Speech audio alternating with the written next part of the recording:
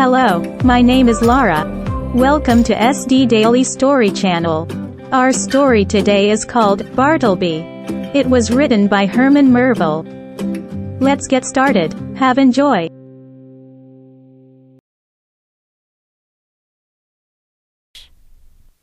I am an old lawyer, and I have 3 men working for me.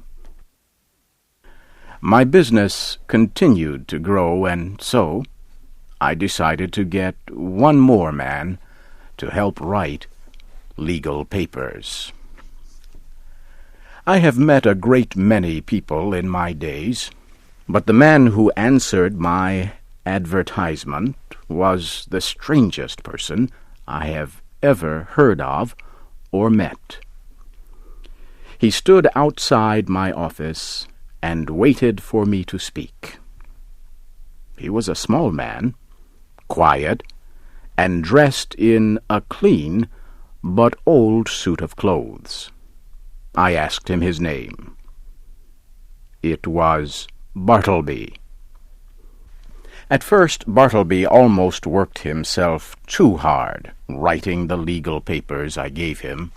He worked through the day by sunlight, and into the night by candlelight. I was happy with his work, but not happy with the way he worked. He was too quiet. But he worked well, like a machine, never looking or speaking. One day I asked Bartleby to come to my office to study a legal paper with me. Without moving from his chair, Bartleby said, "I do not want to." I sat for a short time, too surprised to move. Then I became excited. "You do not want to? What do you mean? Are you sick? I want you to help me with this paper." "I do not want to." His face was calm. His eyes showed no emotion. He was not angry. This is strange, I thought. What should I do? But the telephone rang, and I forgot the problem for the time being. A few days later, 4 long documents came into the office. They needed careful study, and I decided to give 1 document to each of my men. I called, and all came to my office, but not Bartleby. "Bartleby, quick! I am waiting." He came and stood in front of me for a moment. "I don't want to," he said, then turned and went back to his desk. I was so surprised I could not move. There was something about Bartleby that froze me, yet at the same time made me feel sorry for him. As time passed, I saw that Bartleby never went out to eat dinner. Indeed, he never went anywhere. At 11 o'clock each morning, one of the men would bring Bartleby some ginger cakes. He lives on them, I thought. Poor fellow. He is a little foolish at times, but he is useful to me. "Bartleby," I said one afternoon, "please go to the post office and bring my mail." "I do not want to." I walked back to my office, too shocked to think. Let's see. The problem here is one of my workers named Bartleby will not do some of the things I ask him to do. One important thing about him, though, he is always in his office.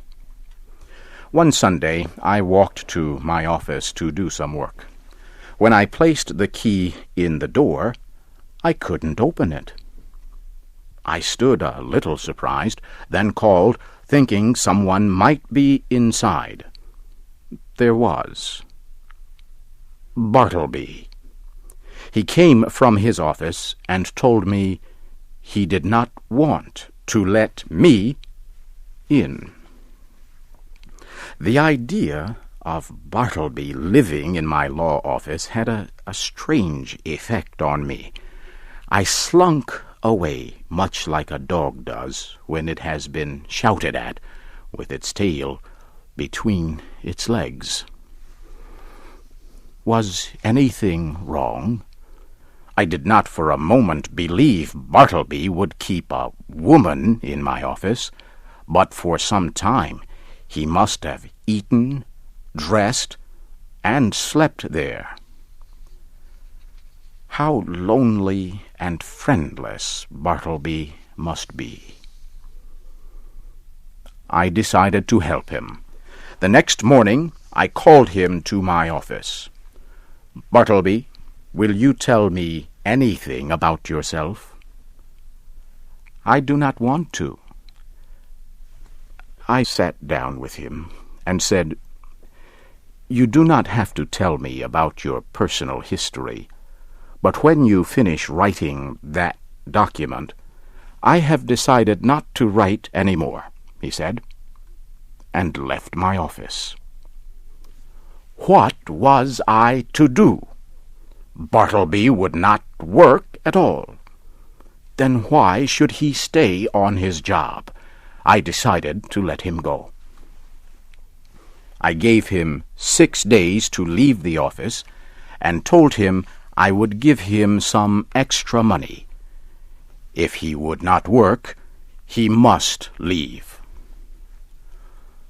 On the 6th day, somewhat hopefully, I looked into the office Bartleby used. He was still there. The next morning I went to the office early. All was still. I tried to open the door, but it was locked. Bartleby's voice came from inside. I stood as if hit by lightning. I walked the streets, thinking, "Well, Bartleby, if you will not leave me, I shall leave you." I paid some men to move all the office furniture to another place. Bartleby just stood there as the men took his chair away. "Goodbye, Bartleby. I am going. Goodbye, and God be with you. Here, take this money." I placed it in his hands. It dropped to the floor, and then, strange to say, I had difficulty leaving the person I wanted to leave me. A few days later, a stranger visited me in my new office. "You are responsible for the man you left in your last office," he said. "The owner of the building has given me a court order which says you must take him away. We tried to make him leave, but he returned and troubles the others there." I went back to my old office and found Bartleby sitting on the empty floor. "Bartleby, one of two things must happen. I will get you a different job, or you can go to work for some other lawyer." He said he did not like either choice. "Bartleby, will you come home with me and stay there until we decide what you will do?" He answered softly, "No, I do not want to make any changes." I answered nothing more. I fled. I rode around the city and visited places of historic interest, anything to get Bartleby off my mind. When I entered my office later, I found a message for me. Bartleby had been taken to prison. I found him there. And when he saw me, he said, "I know you, and I have nothing to say to you." "But I didn't put you here, Bartleby." I was deeply hurt. I told him I gave the prison guard money to buy him a good dinner. "I do not want to eat today," he said. "I never eat dinner." Days passed, and I went to see Bartleby again. I was told he was sleeping in the prison yard outside. Sleeping? The thin Bartleby was lying on the cold stones. I stooped to look at the small man lying on his side with his knees against his chest.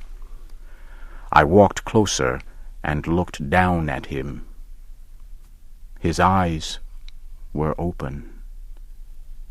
He seemed to be in a deep sleep. "Won't he eat today either, or does he live without eating?" the guard asked. "Lives without eating," I answered, and closed his eyes. "Ah, he is asleep, isn't he?" the guard said. "With kings and lawyers," I answered. One little story came to me some days after Bartleby died. I learned he had worked for many years in the post office. He was in a special office that opened all the nation's letters that never reached the person they were written to. It is called the Dead Letter Office. The letters are not written clearly, so the mailmen cannot read the addresses. Well, poor Bartleby had to read the letters to see if anyone's name was written clearly so they could be sent. Think of it. From one letter a wedding ring fell. The finger it was bought for perhaps lies rotting in the grave. Another letter has money to help someone long since dead. Letters filled with hope for those who died without hope. Poor Bartleby. He himself had lost all hope. His job had killed something inside him. Ah, Bartleby. Ah, humanity.